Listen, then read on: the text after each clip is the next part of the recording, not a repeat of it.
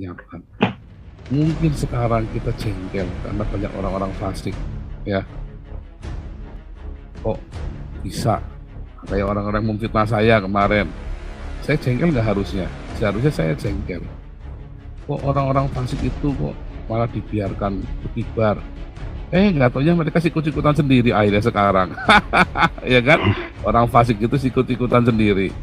Akhirnya saling membongkar aib sendiri. Kan begitu kan? Itu orang-orang fasik akan dilenyapkan. Jangan takut, makanya kita nggak usah harga diri ini. Makanya saya mengkritik si Joshua Tewu sama Saifuddin ya. Yang satu gara-gara 200 juta dia nagihnya sampai begitu rupa. Yang satu gara-gara dibuka aibnya marahnya begitu rupa. Disuruh merendahkan hati nggak mau. Saya bilang bagaimana kamu ini dibilang lahir baru, bagaimana kamu mau jadi panutan bagi anak buahmu, bagaimana kamu mau jadi panutan bagi para murid-murid yang kau sedang muridkan sekarang ini. Saiful itu fasik ya bagi Joshua Tewu, biar Tuhan yang membalas toh. Ya kan? Kalau memang Joshua Tewu itu kurang ajar bagi Saifuddin tinggal berdoa maka Tuhan akan balasi Joshua Tewu. Kan gitu aja kan? Kalau Saifuddin dengan Joshua Tewu nggak ada masalah, ya, lalu Saifuddin menegur Joshua Tewu karena masalah dosa, itu beda. Masalah ini sudah ada masalah, dia mau nagih utang dengan cara membongkar aib Joshua Tewu. Itu namanya bukan mengatakan kebenaran, itu namanya nyerang. Itu namanya nagih utang dengan cara ya lebih edan dari preman. Kalau saya nggak tak bayar, kalau memang saya punya utang nggak tak bayar.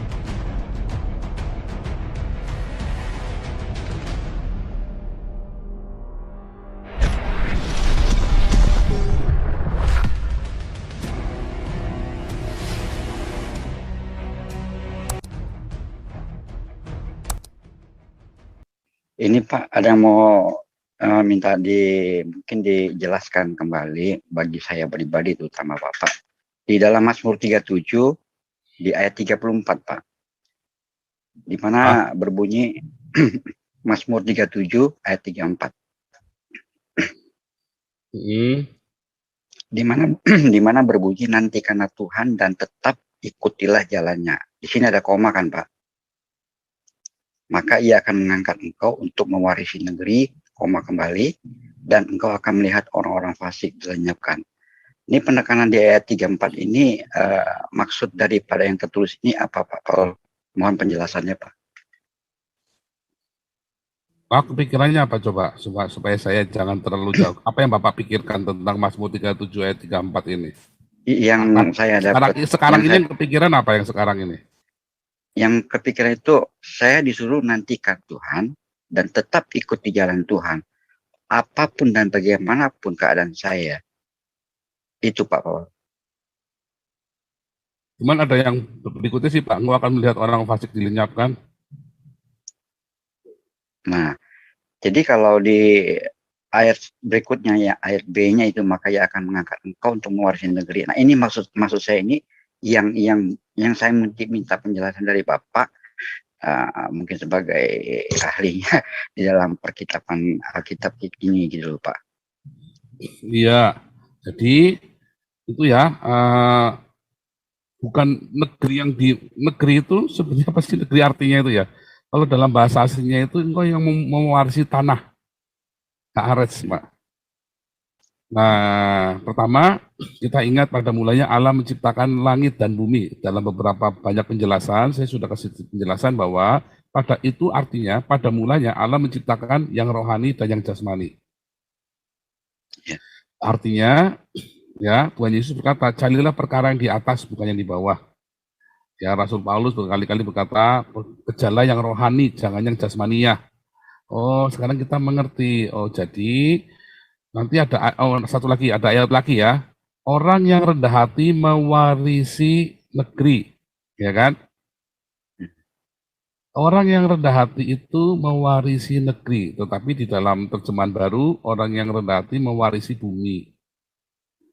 Orang yang rendah hati mewarisi tanah, Haaretz. Orang yang rendah hati mewarisi yang jasmania. Artinya hal-hal material itu Orang-orang yang rendah hati akan mendapatkan keberuntungan-keberuntungan material itu loh, Pak. Makanya saya pernah bilang, banyak orang miskin, kere ya, kere itu bukan cuma miskin,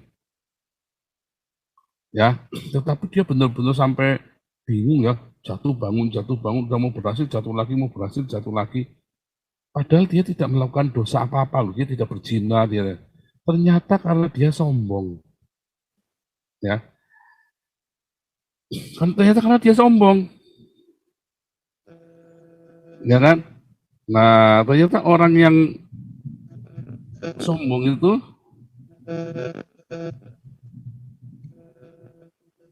dia akan banyak kehilangan kesempatan dalam hidupnya, ya. Orang yang sombong itu banyak kehilangan kesempatan yang baik dalam hidupnya. Orang yang sombong, oh ini prinsip, ini harga diri, apa dikit-dikit harga diri. Lo bilang harga diri, dikit-dikit harga diri, itu kayak Amin Wijaya ya. Dikit-dikit harga diri, harga diri. Apakah saya nggak punya harga diri? Oh, harga diri saya sudah dibayar lunas oleh Tuhan Yesus. Pak Ilham itu mikrofonnya rusak, dicopot aja. Oh baik Pak. Dicopot mikrofonnya, ya. Jadi kalau kita buka di Mazmur 37 ayat 11 tadi, kan Bapak tadi kan bukanya di ayat 34. Iya. Sekarang kita buka di ayat 11-nya. Nah,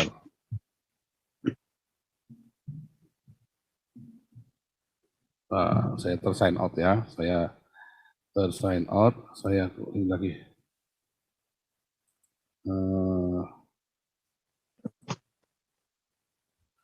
Saya harus jadi co-host dulu biar bisa share screen. Tadi kan Bapak baca ayat ini ya kan, ayat 34-nya. Sekarang saya baca di ayat 11-nya.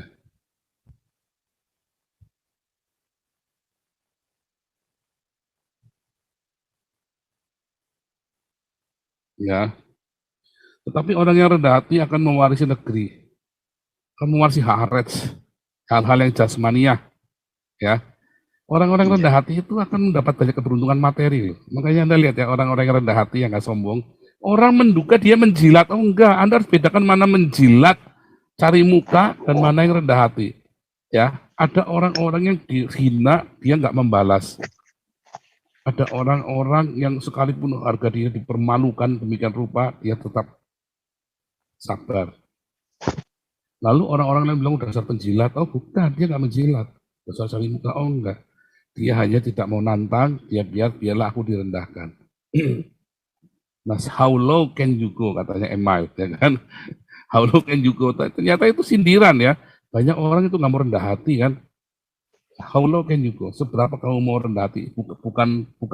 Itu bukan maksudnya tar nikotinnya bisa paling rendah, bukan. Tapi itu seberapa kamu mau rendah hati. Karena kalau kamu rendah hati, kamu akan diberkati Tuhan secara materi. Nah sekarang balik ke ayat 34 lagi tadi. Iya. Ya kan? Jadi pertama kita sudah dapat, nantikanlah Tuhan, ikutilah jalanannya. Bagaimana mengikuti jalan Tuhan?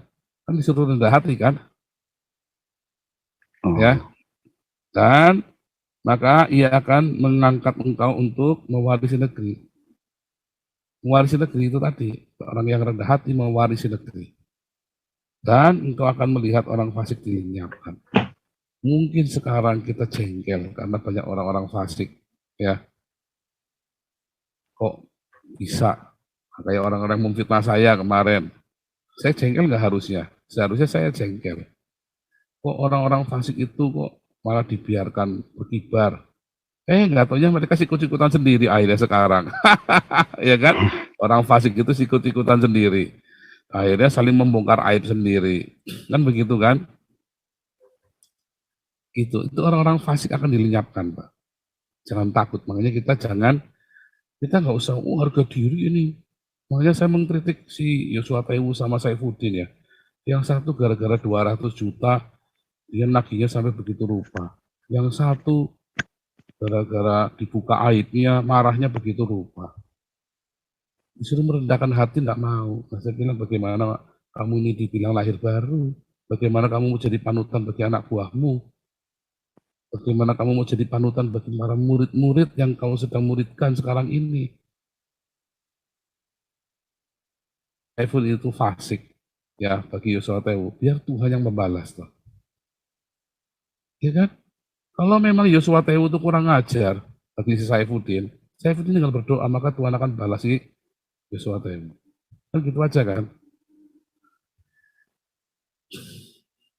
Kalau Saifuddin dengan Yosua Tewu nggak ada masalah, ya, lalu Saifuddin menegur si Yosua Tewu karena masalah dosa, itu beda. Masalahnya sudah ada masalah, dia mau nagih utang dengan cara membongkar aib Yosua Tewu. Itu namanya bukan mengatakan kebenaran, itu namanya nyerang. Itu namanya nagih utang dengan cara ya lebih edan dari preman. Kalau saya nggak tak bayar, kalau memang saya punya utang nggak tak bayar.